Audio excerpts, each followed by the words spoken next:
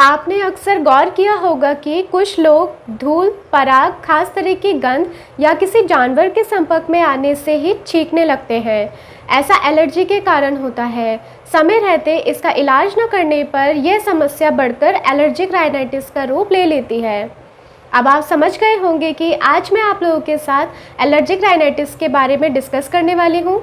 नमस्कार दोस्तों, मैं डॉक्टर सोनम आप सभी का स्वागत करती हूँ मेरे इस यूट्यूब चैनल पर। सबसे पहले जानते हैं कि एलर्जिक राइनाइटिस क्या है, क्योंकि जब तक बीमारी के बारे में जानकारी ना हो तब तक उसका इलाज करना मुश्किल है। इसलिए अगर आप मेरे चैनल पर नए हैं और मेरी वीडियो पहली बार देख रहे हैं तो सबसे पहले आप मेरे चैनल को सब्सक्राइब कर दीजिए, ताकि मैं जब भी आप लोगों के साथ कुछ इन्फॉर्मेशन शेयर करना चाहूँ तो आप लोगों को तुरंत पता चल जाए। तो चलिए वीडियो को स्टार्ट करते हैं। Let's get started. Allergic rhinitis क्या है? एलर्जिक राइनाइटिस को हे फीवर भी कहा जाता है। ये एक प्रकार की नाक की एलर्जी है जिसमें व्यक्ति को पराग, धूल मिट्टी या किसी जानवर के संपर्क में आते ही छींके या आंखों से पानी आना शुरू हो जाता है। इसे सीजनल एलर्जी के नाम से भी जाना जाता है। अब बात करते हैं एलर्जिक राइनाइटिस के कॉजेज़ की। बीमारी का सही इलाज करने से पहले बीमारी क्यों हो रही है ये जानना बहुत ज़रूरी है। इसका सबसे बड़ा कारण एलर्जन होता है, जो एक प्रकार का एलर्जी पैदा करने वाला तत्व होता है।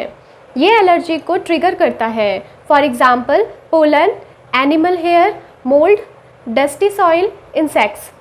ये कुछ एलर्जन के उदाहरण हैं जो एलर्जिक राइनाइटिस के कारण बन सकते हैं।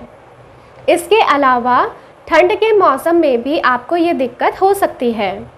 इसके लिए आपको प्रिकॉशंस लेनी चाहिए, क्योंकि ये चीज़ अगर आपके शरीर में बहुत ज़्यादा लंबे समय तक रह गई तो उसके जो साइड इफ़ेक्ट्स आते हैं वो बहुत सारे होते हैं। जैसे आपको नेज़ल पॉलिप होने के चांसेस हो सकते हैं, आपको साइनस बनने के चांसेस हो सकते हैं, आपको हमेशा हेडेक बने रहने की टेंडेंसी हो सकती है, साथ ही साथ आपको एलर्जिक ब्रोंकाइटिस और अस्थमा भी होने के चांसेस होते हैं। तो अगर ये चीज़ें आपको बहुत ज़्यादा लंबे समय से आपके शरीर में है तो आपको ये दिक्कत कर सकते हैं। तो इसको समय रहते ही ठीक कर ले, ये ज़्यादा बेहतर है। अब बात करते हैं इसके सिम्टम्स यानी कि लक्षण की।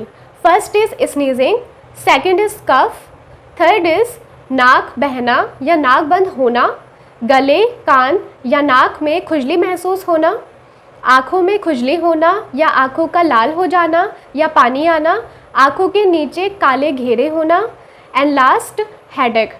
इसमें सर दर्द भी हो सकता है।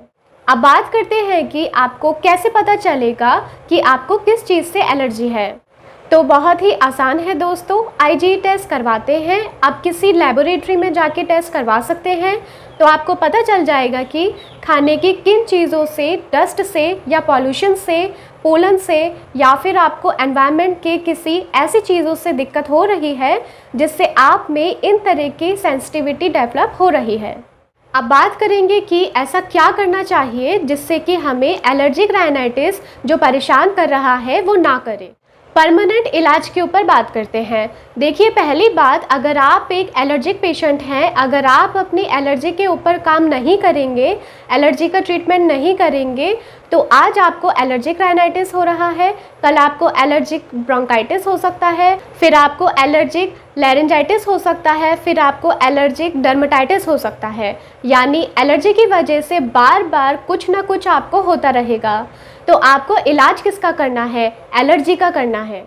होम्योपैथी में हम लोग सिम्टम्स के ऊपर बात करते हैं, लेकिन हम साथ में पेशेंट के ऊपर एज अ पर्सन भी काम करते हैं। तो जब हम एज अ पर्सन आपको देखेंगे, आप एलर्जिक हैं, तो हम आपकी उस हाइपर सेंसिटिविटी के ऊपर काम करेंगे। उस बॉडी रिस्पॉन्स को कंट्रोल करने की कोशिश करेंगे। ये सबसे ज़्यादा ज़रूरी है, क्योंकि आपकी बॉडी हिस्टामाइन ज़्यादा बना रही है। अब अगर लोग पूछते हैं क्या होम्योपैथी में इसका परमानेंट इलाज है? बिल्कुल है। कैसे हो सकता है? इसके लिए आपको एक अच्छे होम्योपैथिक डॉक्टर के साथ में बैठना पड़ेगा, उनके साथ में बैठकर अपने केस के बारे में डिस्कस करना पड़ेगा, अपनी इंडिविजुअल अप्रोच बतानी पड़ेगी कि आपकी बॉडी का रिएक्शन कैसा है। अगर हम पेशेंट के बॉडी रिएक्शन के हिसाब से दवा सिलेक्ट नहीं करेंगे तो ये मानकर चलिए आपको एलर्जी का परमानेंट सॉल्यूशन बिल्कुल नहीं मिलेगा। जो भी YouTube वीडियोस आपने देखी हैं जिसमें लोग बताते हैं सोराइनम 1 ml ले लो, ट्यूबरकुलाइनम 1 ml ले लो, ये दवा ले लो, वो दवा ले लो, पोटेंसी में 30, 200, 1 m, ऐसी दवा वैसी दवा, कुछ भी ले लो, इससे परमानेंट सॉल्यूशन मिल सकता है। सब बकवास की बातें हैं। और बेवकूफ़ी सबसे बड़ी ये है कि आप एक डॉक्टर हैं, आप मरीज़ को क्या बता रहे हो, आप लोगों को क्या इन्फॉर्मेशन दे रहे हो। परमानेंट सॉल्यूशन के लिए बहुत ज़रूरी है समझना इंडिविजुअल अप्रोच से किया हुआ इलाज, जिसमें कि आपके पर्सनल सिम्टम्स, आपका पर्सनल मेकअप। जब तक हमें पता नहीं चलेगा तब तक आपको परमानेंट इलाज की दवा नहीं मिल सकती। इस परमानेंट इलाज के लिए आपको डॉक्टर से संपर्क करना ही पड़ेगा। फिर हम बात करेंगे क्या कुछ होम्योपैथिक दवाइयाँ हैं जो आप डॉक्टर से संपर्क नहीं कर पा रहे हैं, जो एलर्जिक राइनाइटिस में आपकी मदद कर पाएँ, तो उन दवाइयों के बारे में मैं आपसे बात ज़रूर करूँगी। तो सबसे पहले मैं बात करूँगी हिस्टामाइनम की। आपके शरीर में जो एलर्जिक रिस्पॉन्सेस आ रहे हैं, जो आपके शरीर में एलर्जिक सिचुएशन बढ़ रही है, उनके लिए आपकी बॉडी नॉर्मल होती जाए और धीरे धीरे करके ये सेंसिटिविटी आपके शरीर से निकल जाए। तो किसी भी तरह के, चाहे वो स्किन एलर्जी हो या एलर्जिक राइनाइटिस हो या फिर आपको किसी और चीज़ों से एलर्जी हो जिसकी वजह से आपके शरीर में कोई दिक्कत आ रही है, तो आप इस दवाई का प्रयोग कर सकते हैं। नेक्स्ट मेडिसिन है एलियम सिपा। दोस्तों, अगर आपको सुबह बहुत ज़्यादा छींकें आती हैं, नाक से पानी आता है और नाक का जो डिस्चार्ज है वो बहुत ज़्यादा कोरोसिव है। कोरोसिव का मतलब होता है जो आपके लिप का पार्ट है या नॉस्ट्रिल्स हैं, यहाँ का एरिया छिल गया है, मतलब जो म्यूकस आपका निकला था वो बहुत ज़्यादा एक्रिड है, बहुत ज़्यादा कोरोसिव है, जिसकी वजह से आपके upper part of lip and nostrils छिल गए हैं। तो अगर ऐसी सिचुएशन आपको हो रही है तो आप इस मेडिसिन को यूज़ कर सकते हैं। साथ ही साथ अगर आपको आंखों से पानी आता है और एक टिंगलिंग सेंसेशन आपके थ्रोट में लगता है, या अगर आपको खराश हो रही है, कफ हो रहा है, तो इस सिचुएशन में आप एलियम सिपा का प्रयोग कर सकते हैं। नेक्स्ट मेडिसिन है आर्सेनिक एल्बम। अगर आपको जो डिस्चार्ज है उसके बाद नाक में आपको जलन सी लग रही है और छींकें लगातार आ रही हैं, पानी जैसा नाक से निकल रहा है और आप जब पोंछते हैं तो आपको नॉस्ट्रिल में जलन महसूस हो, साथ ही साथ आपको एक जो टिंगलिंग सेंसेशन होती है उसके साथ खांसी आए और आपको सीने में सीटी जैसा सुनाई दे, वीजिंग साउंड अगर आपको आ रही है और साथ में आपको बहुत ज़्यादा एंजाइटी होती है, घबराहट होती है, बहुत ज़्यादा रेस्टलेस फील करते हैं आप, तो उस परिस्थिति में आर्सेनिक एल्बम बहुत अच्छा काम करती है। नेक्स्ट मेडिसिन की बात करते हैं नेट्रम म्यूर। अगर आपको जो एलर्जिक सिम्टम्स हैं उनमें आपको एक ड्राइनेस सी, जैसे आपको जब रनिंग नोज़ हो रही है तो थोड़ी देर बाद सूख जाए, ड्राइनेस सी होने लगे, अगर ये चीज़ बार बार अल्टरनेट हो रहा है कि रनिंग नोज़ हो रही है, फिर अल्टरनेटिवली आपकी नोज़ ड्राई हो जा रही है और नाक बंद सी फील हो रही है, उस सिचुएशन में आप नेट्रम म्यूर का प्रयोग कर सकते हैं। इसके बाद जो बहुत इंपॉर्टेंट रेमेडी है वो है साबाडिल्ला। अब ये जो साबाडिल्ला होम्योपैथिक रेमेडी है ये प्रीडोमिनेंटली एलर्जिक राइनाइटिस की दवा है, बिकॉज़ यहाँ पर स्पैज़मोडिक स्नीजिंग होती है, यानी जब मरीज़ को अनकंट्रोल्ड भयंकर तरीके से 5-5, 10-10, 15 छींकें आने लग जाए, बुरी तरीके से आने लग जाए, आँखों से पानी आने लग जाए, आँखें लाल हो जाएं, नाक से पानी निकलने लग जाए, पेशेंट बिल्कुल परेशान हो जाए, ऐसी कंडीशन की दवा है साबाडिल्ला। नेक्स्ट की बात करें तो वो है अरुंडो। इसमें अगर आपको इचिंग हो रही है, इचिंग इतनी प्रीडोमिनेंट है कि नाक के अंदर इचिंग हो सकती है, मुंह के अंदर इचिंग हो रही है, थ्रोट में इचिंग हो सकती है, कान में हो सकती है, मतलब पेशेंट को एक इरिटेबलनेस होगी, एक इचिंग महसूस होगी और उसके बाद छींकें आएंगी और छींकों के साथ में भी मरीज़ को इचिंग होगी, बार बार अपनी नाक को रब करेगा।